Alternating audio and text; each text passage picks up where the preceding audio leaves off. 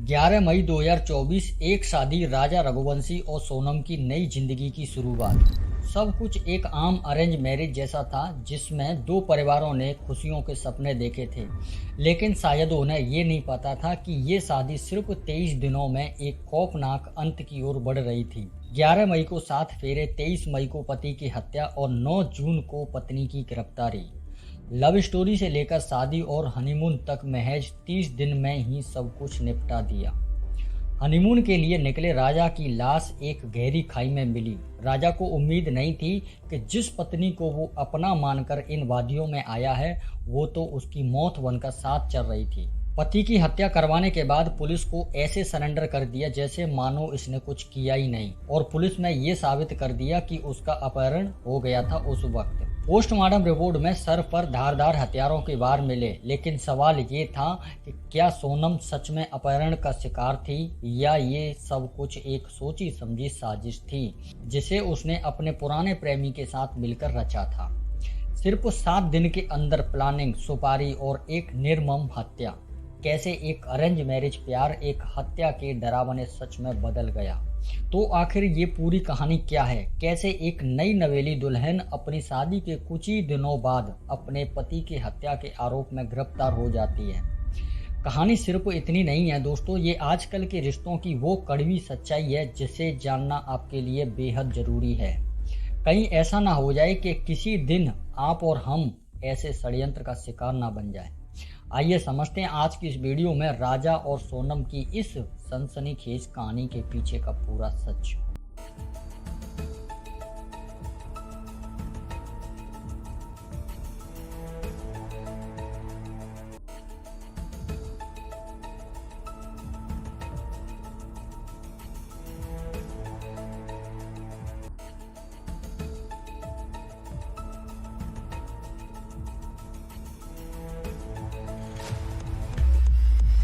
11 मई 2024 राजा रघुवंशी और सोनम जिंदगी की एक नई शुरुआत का जश्न मना रहे थे।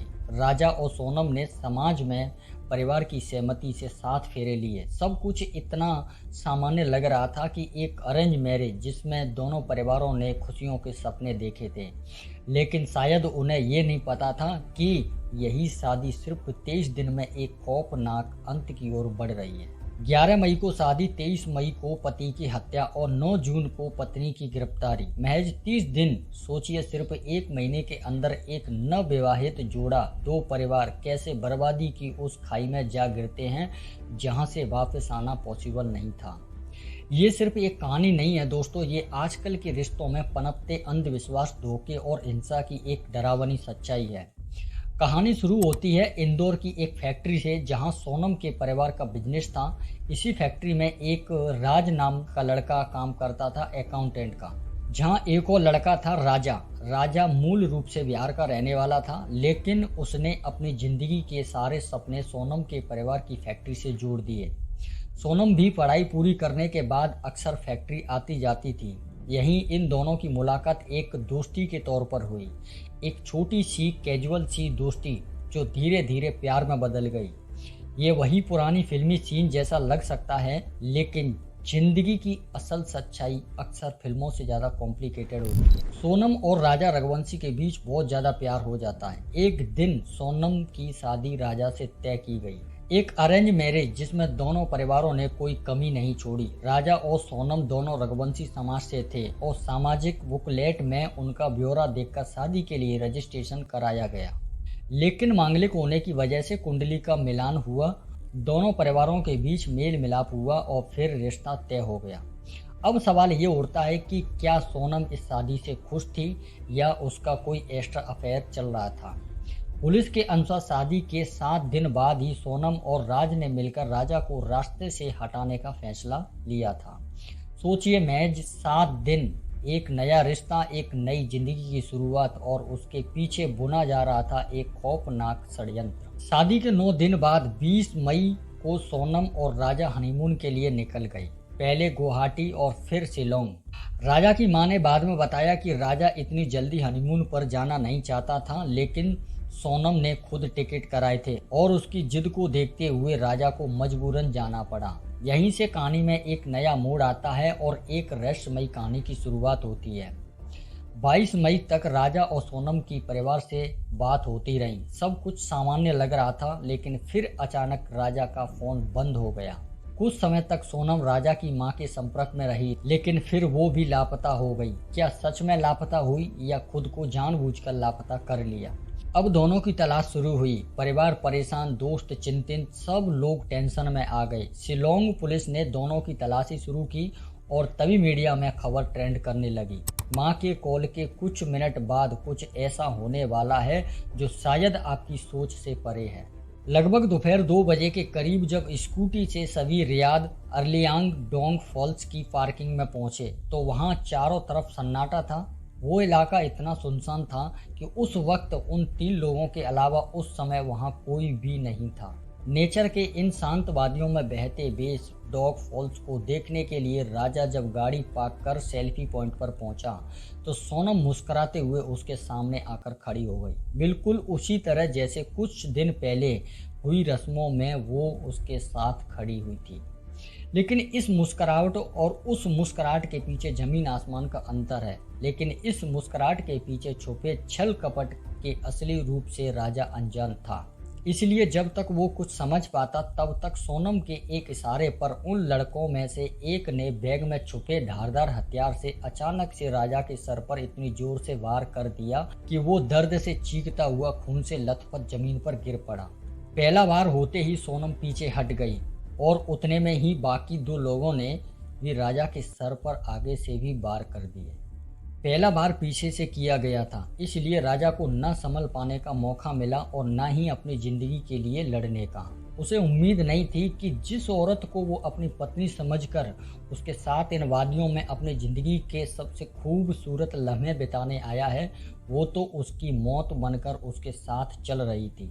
राजा खून से लथपथ मौत की दहलीज पर खड़ा था, जिसे पार करते करते वो ये देख चुका था 7 जन्मों के साथ की कस्में खाने वाली उसकी पत्नी सोनम ने उसे शादी के सिर्फ 2 हफ्तों के अंदर ही इस अंजाम तक पहुंचा दिया। लेकिन दोस्तों, कहानी यहीं पर खत्म नहीं होती है। जिन हाथों को राजा ने शादी में प्यार से थामा था, उन्हीं हाथों के इशारे पर उन 3 लड़कों ने राजा को खाई में फेंक दिया। राजा को ऐसी जगह मर्डर करके फेंका गया था, वहां से उसकी लाश का मिलना और सच का खुलासा हो पाना बेहद मुश्किल था। काफी तलाश के बाद पुलिस को पहले एक लावारिस स्कूटी मिली जिस पर राजा और सोनम घूमने निकले थे। ये स्कूटी एक सुनसान जगह पर मिली जो इस बात का संकेत दे रही थी कि कुछ तो गड़बड़ हुआ है। और फिर 2 जून को एक गहरी खाई में राजा की लाश मिली।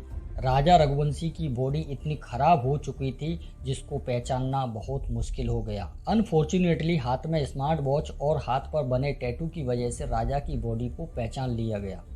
हाथ पर बने टैटू और स्मार्ट वॉच से ये कन्फर्म हो गया कि ये डेड बॉडी राजा रघुवंशी की है। राजा की मौत की खबर से पूरे परिवार में हाहाकार मच गया। जिस घर में कुछ दिन पहले जश्न का माहौल था, उस घर का सबसे छोटा बेटा ऐसे अंजाम तक पहुंच जाएगा, ऐसा कोई सपने में भी नहीं सोच। ये खबर सुनते ही पूरा देश सन्न रह गया। जिसने भी सुना वो इस कहानी के पीछे की सच्चाई जानने के लिए उत्सुक था।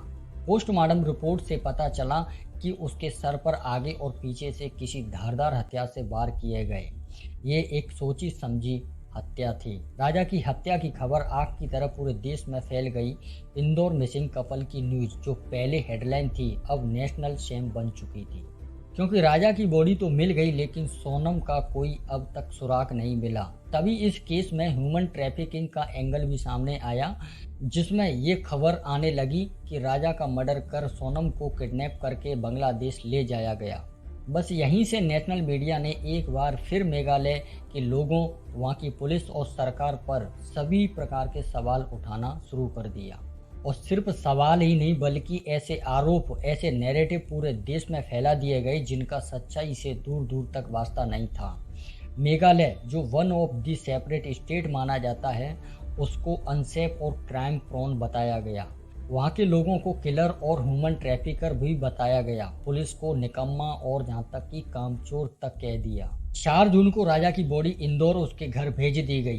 किसे पता था कि 2 हफ्ते पहले हनीमून पर निकला राजा यूं कफन में लिपटकर घर आएगा।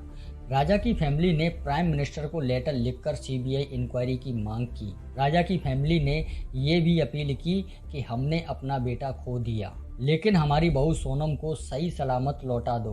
पंडित से कुंडली, टोटका, टोना, मन्नत, सोनम की सलामती के लिए हर वो प्रयास किए गए। राजा के घर वालों को क्या पता था कि जिस बहू के लिए कुंडली दिखवा रहे हैं, टोना, टोटका, मन्नत मांग रहे हैं, असल में वो ही राजा की हत्या की जिम्मेदार है। अब यहाँ पर ये समझते हैं कि राजा की मौत के पीछे सोनम का खुलासा कैसे हुआ। ठीक 9 जून को सुबह अचानक सोनम की गिरफ्तारी की खबर आई। वो देर रात यूपी के गाजीपुर में एक ढाबे पर मिली। 9 जून की रात 1 बजे सोनम यूपी में गाजीपुर के काशी ढाबे में बदतर हालत में पहुंची। वो वहां कहां से आई, कैसे आई, कोई नहीं जानता। सुना है सोनम ने यहां से ढाबे वाले से फ़ोन लेकर अपने किसी भाई को कॉल किया। भाई ने सीधा पुलिस को करंट एड्रेस देते हुए सब कुछ बता दिया। अब यहीं से कहानी पलट गई। गाजीपुर मेडिकल कॉलेज की सीसीटीवी फुटेज सामने आती है। यहाँ सोनम डरी हुई नजर आ रही थी और फिर सुबह तक खबर आती है कि सोनम को पुलिस ने अरेस्ट कर लिया।